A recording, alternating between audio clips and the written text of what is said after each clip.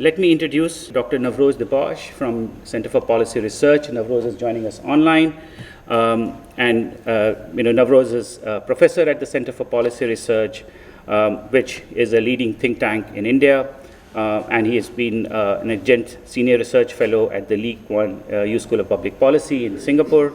He has also been actively engaged on the debates on climate change, air quality, energy, and water as a researcher, policy advisor, and activist for over 25 years.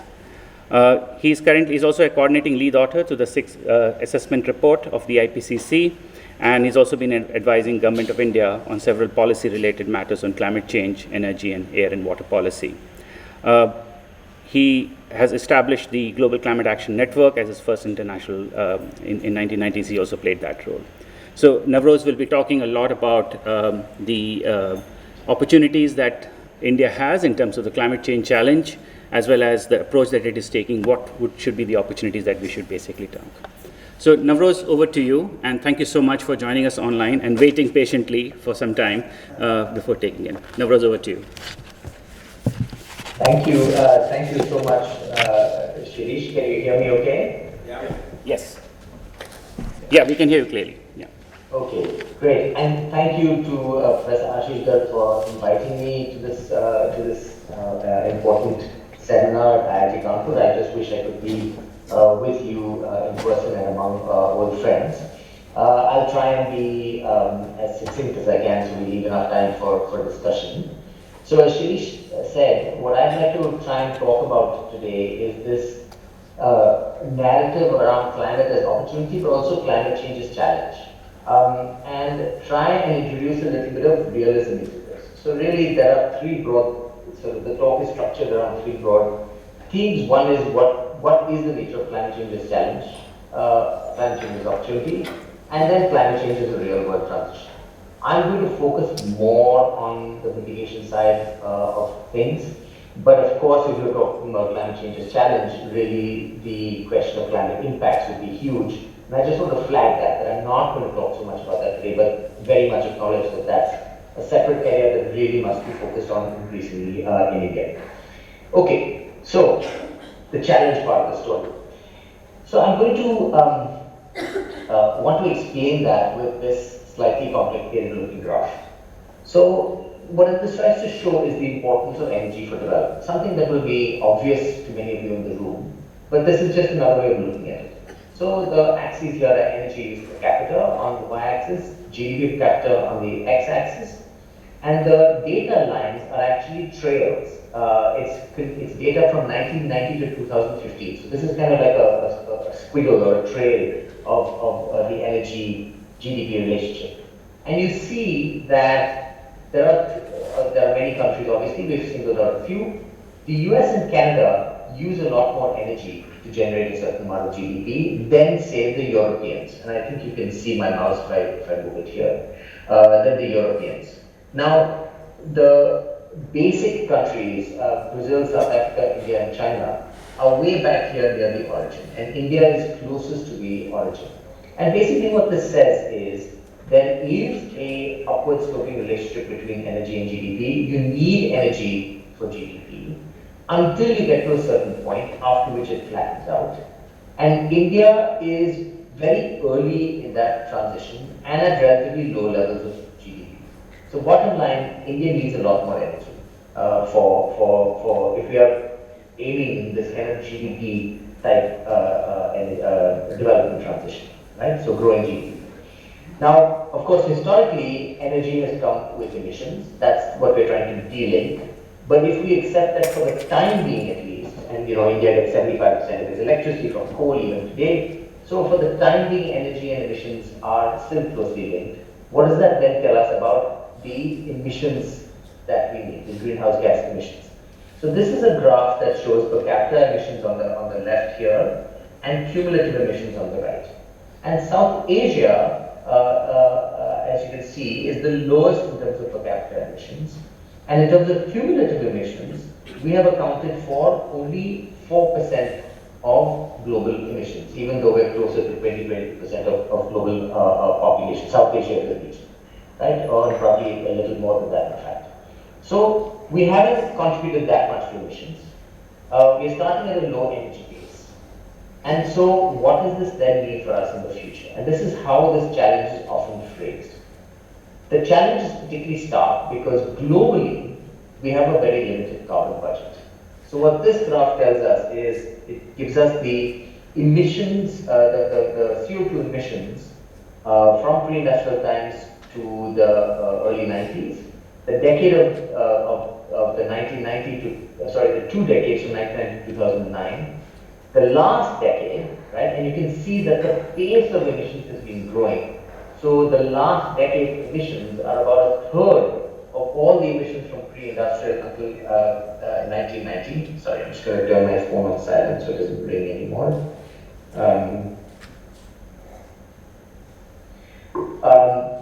But what I really want to focus you on is that if we are to keep to a 1.5 degree warming world, there is about 220 gigatons of CO2 left in the budget, which is about the same amount as we emitted in this past decade. We have 1 decade's emissions left. If we're going to go to 2 degrees, we have 2.5, maybe 3 decades worth of emissions. It's still not a lot. So given what I just said about energy and emissions and the low energy needs of India, how on earth is India going to get all the energy it needs, right?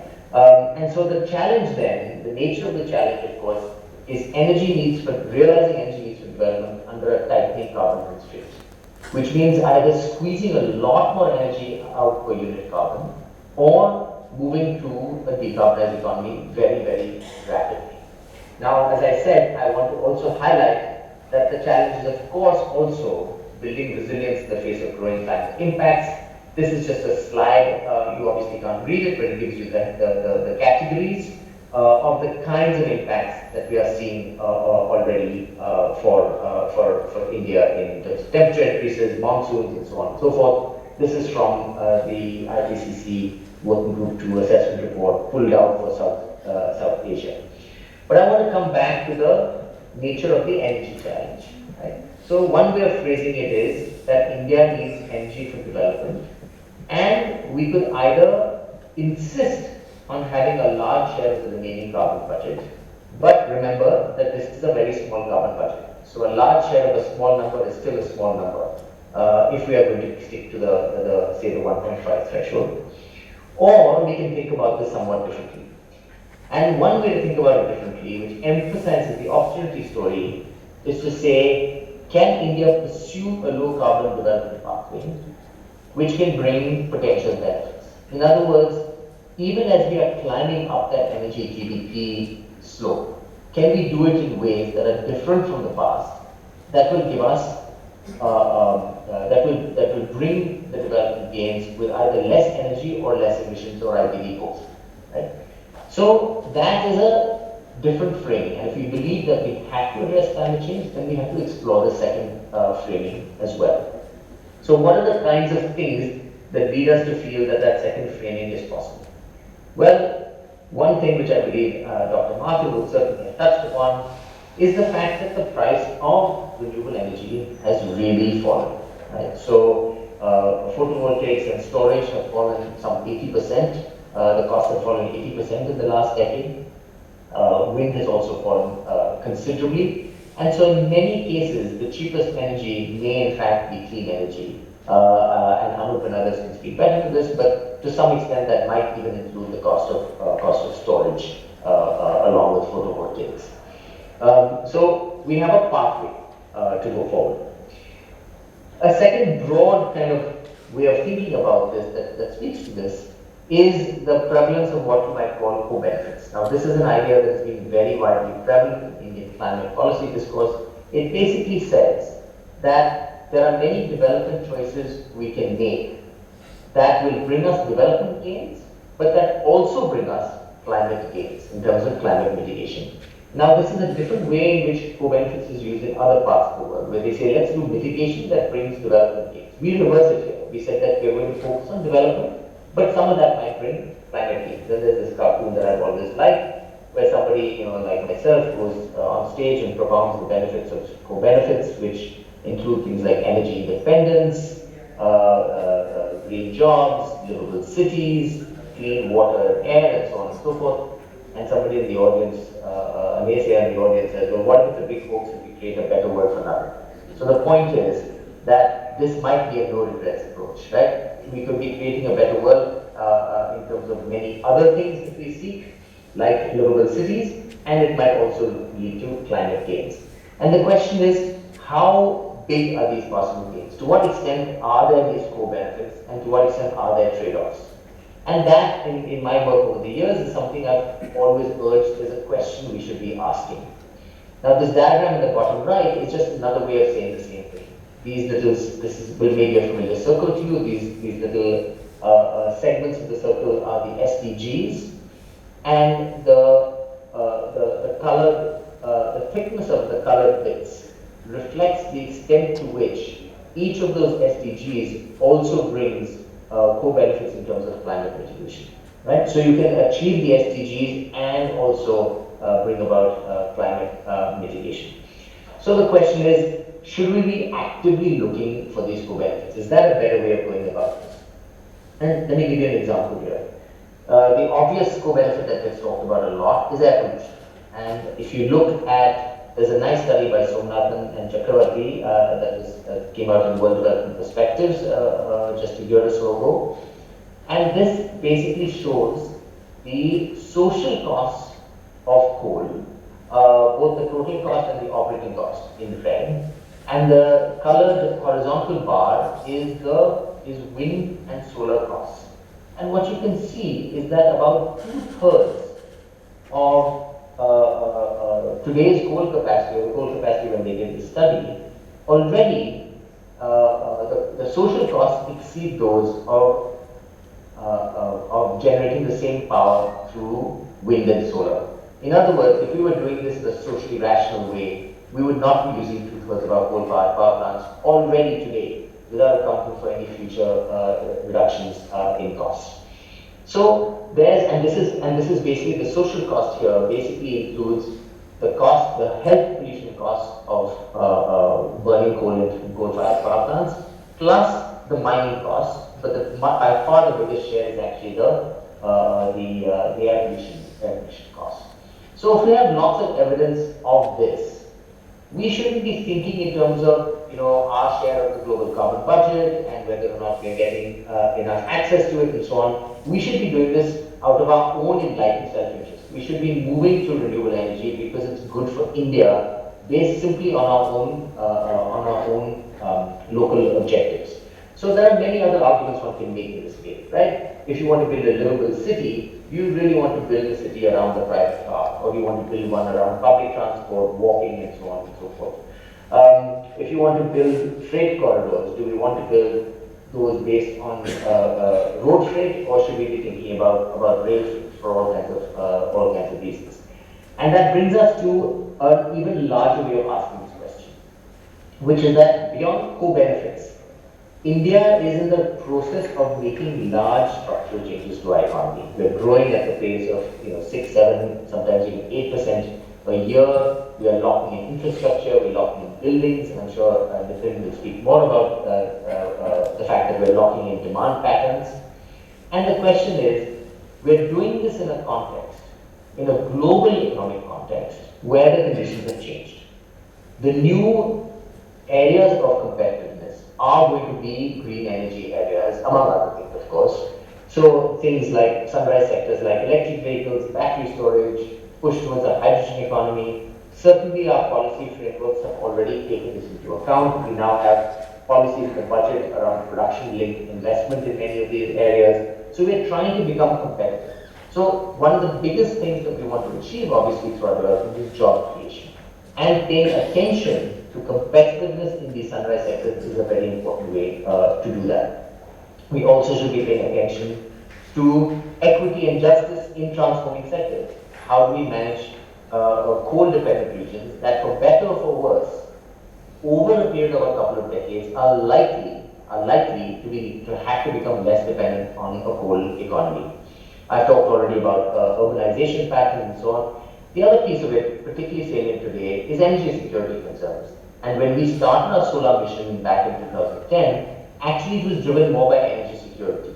That if India can find a way of becoming more dependent on solar and less dependent on oil and coal, then in the long run, it will also enhance India's energy security. So there are all these other factors. So the point I'm trying to make is the nature of the opportunity story is both a static co-benefit story, make the choices today that get you a more sustainable development, but also make the choices tomorrow in terms of where you're moving your economy and try and anticipate what those choices are that move you in the direction of more sustainable development. So how does this, so that's kind of, I told you the cost story or the challenge story, the opportunity story. Now let me try and make it a little bit more real. Okay, in the next couple of slides, and then Shirish will close. So let's look at the electricity sector. Now, this is a slightly old data, but the pattern remains. And what this graph shows you, it shows you basically tariff across states. And you find that the solar tariff is already below that of commercial and industrial tariffs in many, many states.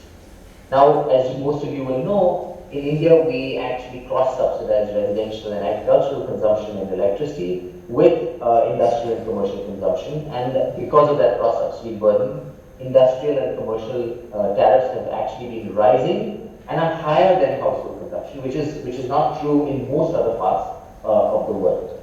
Now, with this picture, it is in the interest of industrial and commercial users to simply say, look, it makes more sense for me to just manage my electricity on my own using solar.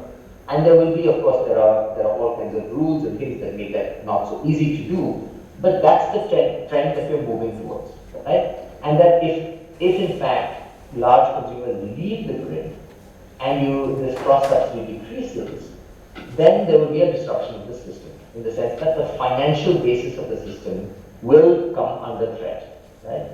So this is a transition that is already underway. We have to prepare for it to be phased, but it's a complicated transition. So even while renewable energy costs are falling, the fact that we are locked into all these 20th century ways of doing things, we have high loss levels, we have low access, we have all kinds of perverse incentives, we have to, in a sense, unwind all these 20th century problems in order to move to the 21st century. It's not a simple or automatic transition, is the point that I want to make, right? So when you get into the real world, you can't just look at the costs and say this should happen seamlessly. There are all kinds of things to unwind. The same is true in the coal economy. So, as I said, we have this regions that are heavily dependent on coal. So some 15 million people dependent on coal for their livelihoods directly or indirectly. But it's deeper than that, right? A very politically important sector like railways, a very large share of its revenues comes from coal. And of course, railways are politically important in India because we have a huge migrant economy. So currently, passenger rail is cross-subsidized by freight rail, and in particular by coal. If that goes away, then how on earth, then you will have this sudden spike in passenger rail prices, which will be politically unstable. In addition, a big share of both the national governments as well as the state governments' revenues come from either coal or oil. If that coal economy disappears, we need a way of plugging that fiscal hole. So again, the point is that these transitions are not easy nor simple. And I have another slide on the demand side transition, but knowing that Nitin is likely to cover that, I decided to forego that. But the point that in the real world, these are transitions that are complicated, partly because we are locked into all kinds of relationships between electricity providers, consumers that have certain expectations, financiers that have been kind of forced to take perhaps risky bets, and all of this has to be unraveled in order to make this transition. And the question is, can we unravel this in a way that doesn't impose the cost of the transition on the poorest? Because we have a lot of people in India right at the margin of a viable existence. And you don't want to have a transition that pushes them under that level of marginality, or deeper into that marginality. So the bottom line I want to leave you with is, climate change is undoubtedly a huge challenge. We do need energy for development. We need to think much more about resilience, and I hope that there will be other talks that speak to that. But it also brings some opportunities, which could be put under this bucket of co-benefits. But also, I'd like you to think in terms of these structural development changes. India is making choices that will lock us in the next 20, 30 years anyway. We have an opportunity to make those choices in ways that lock us into a low carbon and lock out a high carbon economy. So this is not a transition we can avoid. We have to make these low carbon transitions for our own self-interest, and in many cases for reasons that have nothing to do with climate change, but also because we are a vulnerable country on climate change. But these transitions are not going to be easy, simple, or costless, and we need to look at them in their whole, in a broad way, not just as a simple energy cost-driven transition, but one that requires institutions, protection for the vulnerable, sources of financing, and how all of these things work together. So thank you for listening to me. That's all I have today. I'm going to end with a little advertisement that if you scan this QR code, you can download this book, India in a Warming World, for free, which is which we put together at CPR as a compilation of a lot of the people who you will see writing about climate change. It's meant to be kind of a primer for those interested in the subject, and you recognize a lot of the names in the book. It was fun to put together, and I hope that you have a chance to glance at it, and maybe you'll find some things that are enjoyable. Thank you, Shirish. Thank you, Navroz. Thank you so much.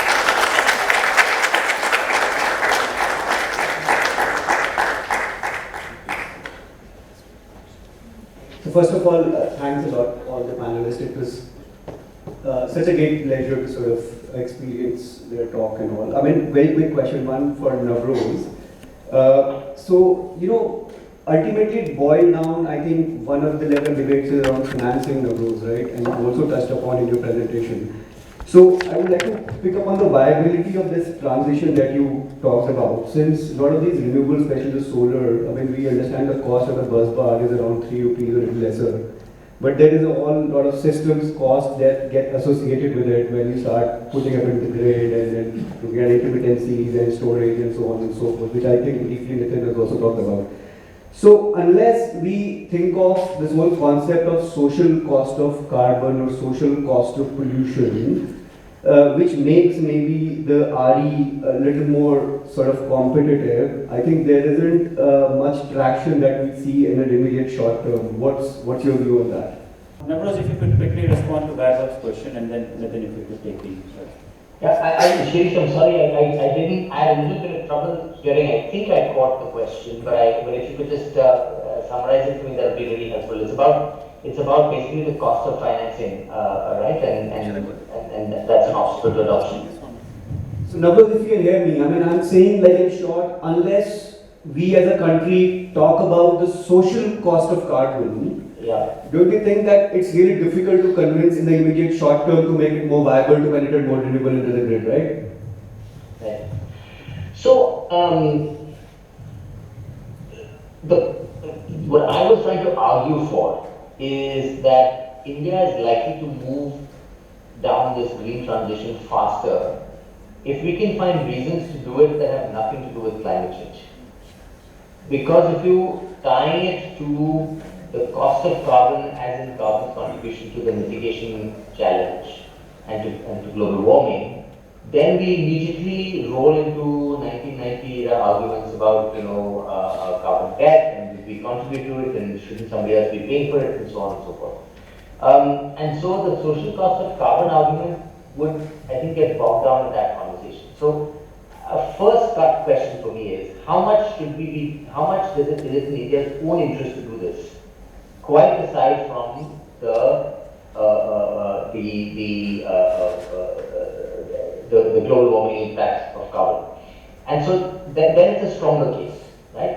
And here I think that you're right that we are a bit on a knife edge here. I mean, of course, all the data is showing that renewable energy is increasingly cost competitive with coal, but that's often not looking at the whole system cost, the additional transmission networks required, maybe battery technology and so on. But then you look at Soam's study, he says you internalize the air pollution cost, and just air pollution gets you there. So you don't have to go into social cost, right? The other aspect of this is, if you are a developer today, looking at what to invest in, would you really bet on a new coal-fired power plant, still making you money? Are you going to recover your money on that? Are you going to bet that in 10, 15, 20, 30 years, the lifespan of that plant, that the economics are going to be favorable to coal over renewables? I don't think so, and recently people are not making that bet. So we might be slightly hovering where people are not entirely convinced of all the conditions being in place for solar, but being increasingly unconvinced of the solutions being in place for coal. So energy efficiency in the solution is your first test. It's the dollar on the sidewalk will be on the sidewalk. But I think that the smart money would still say that putting aside the carbon cost, you should be really thinking about a renewable energy based, increasingly renewable energy based system, and figuring out how to take care of all the regulatory infrastructure investment and so on required to support that. Thanks, Navroz.